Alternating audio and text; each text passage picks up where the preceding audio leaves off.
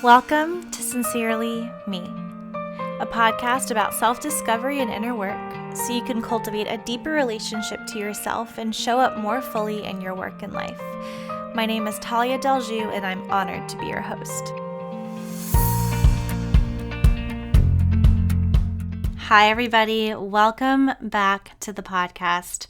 I cannot wait. I say this every week, I know.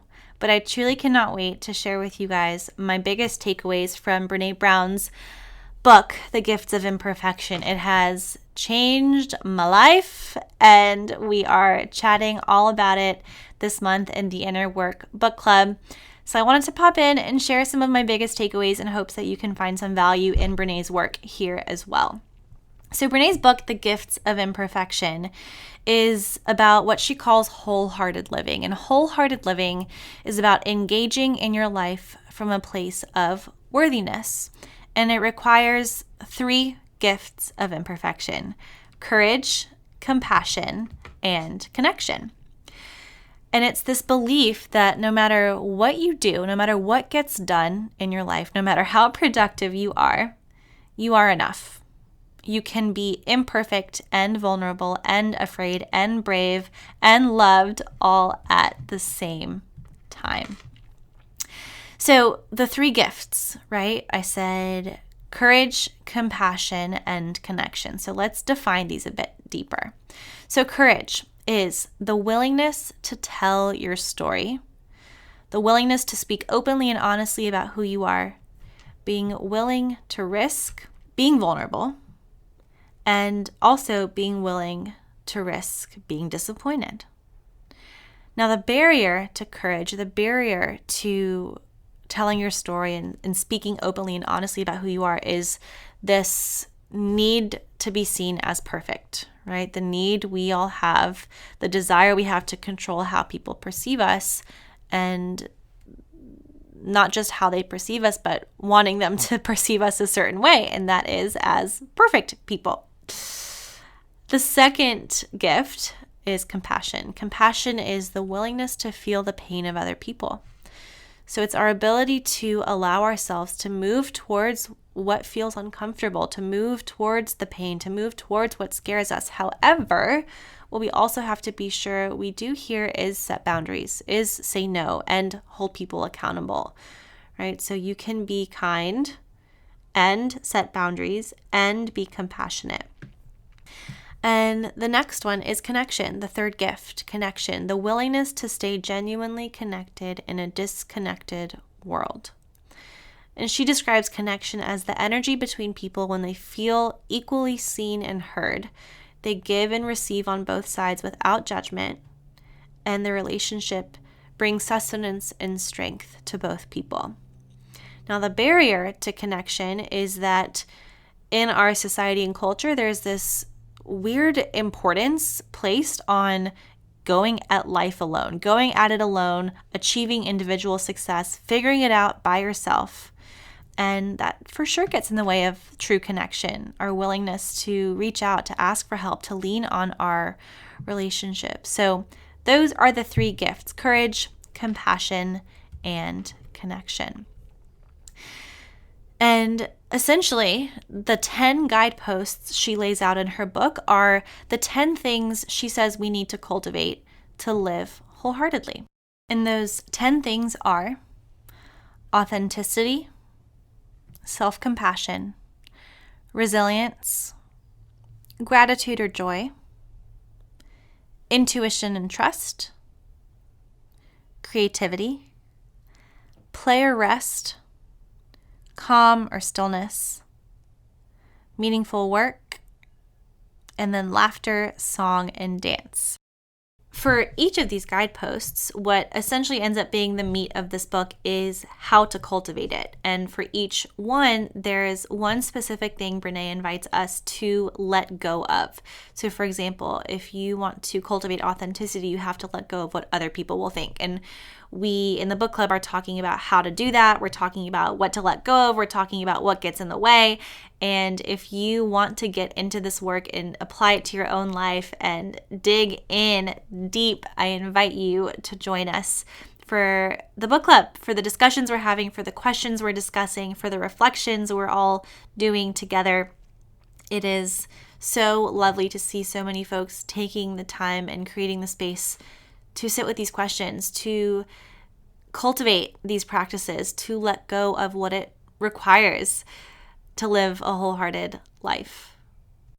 What's been super fun for me in the Inner Work Book Club as we've been exploring this book is sharing some reflection questions in the community. And I wanted to share some of the responses that I've been seeing because it's been so powerful and so illuminating to see. So one of the questions I've recently asked in the community is, what holds you back from being vulnerable? What holds you back from showing up authentically? And the options were fear of judgment, feeling responsible for how other people might feel or react, lack of trust in the relationship, and 82% of people said fear of judgment. Fear of judgment or what other people might think about me. So if that's you, you're not alone. The other question I asked folks was in regards to meaningful work, right? How Brené invites us to claim our gifts and own our natural talents, yet many of us get stuck in self-doubt. So I asked people, what's holding you back most?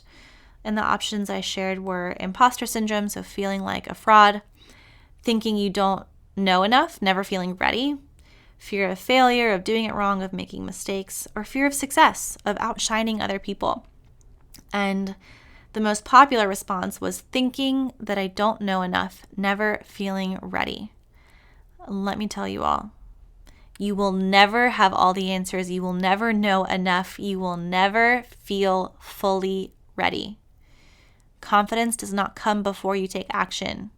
Action leads to confidence. So if you're waiting, thinking you have to have the whole plan laid out, that is a limiting belief. That is false. And that is where some inner work can be done. Some other fun things we've been chatting about in the book club around this topic of authenticity and all of Brené's insights have been around creativity. So she talks about in one of her guideposts on creativity how most of our creative memories are from childhood, but that's because when we're little, we don't really know to compare ourselves or our work to other people. And as adults, what gets in the way of our creativity is comparison. So I asked people to share their favorite childhood memories, their creative memories from childhood. We've been seeing some really fun memories there. And more recently, I shared about what Brené calls the mindset of sufficiency. So a lot of us live in a very kind of scarcity, fear-based mindset of not having enough, of not doing enough. And you see a lot out there around cultivating an abundant mindset. You know, what do you have plenty of and how can you be grateful for all that you have? And there's nothing wrong with that, but it's kind of a big jump for a lot of us to go from a complete scarcity mindset into an abundance mindset. So she invites us to kind of just sit in the middle, right? You don't have to be in this scarcity mindset or in this abundance mindset. What about a mindset of sufficiency, right? What do you have just enough of right now? So I've been seeing some awesome responses come in around that as well. So that's a little bit about Brené Brown's Gifts of Imperfection and what I've taken away from this book. If you are interested in diving into these topics, if you want to learn more about each of her guideposts, there are plenty of resources in the Inner Work Book Club and community for you all around this book. And I cannot wait to get together for our live discussion on Sunday as we unpack and learn how to apply these things into our daily lives. How do we actually work with the fear of judgment? How do we stop the process of self-doubt? And we're going to get all into that on Sunday together, and we would love for you to join us. What I'm even more excited about is the next 2 months. So the next 2 months topics are self-worth and passion. And for May, our book on self-worth is called The Power of Receiving by Amanda Owen, and Amanda is joining us for our live book club discussion, and I could not be more excited. And our June topic, passion, we're reading The Crossroads of Should and Must by Elle Luna, who is a beautiful artist and author. Check her out on Instagram. She is also joining us live in the book club for a group discussion. So I'm on cloud nine. This community is really beginning to take on a life of its own, and I cannot wait to see where it continues to take us. Something else to share with you all, if you are on my Instagram, you probably saw me post about this, but I'm putting together a beta group to test out a new program called it's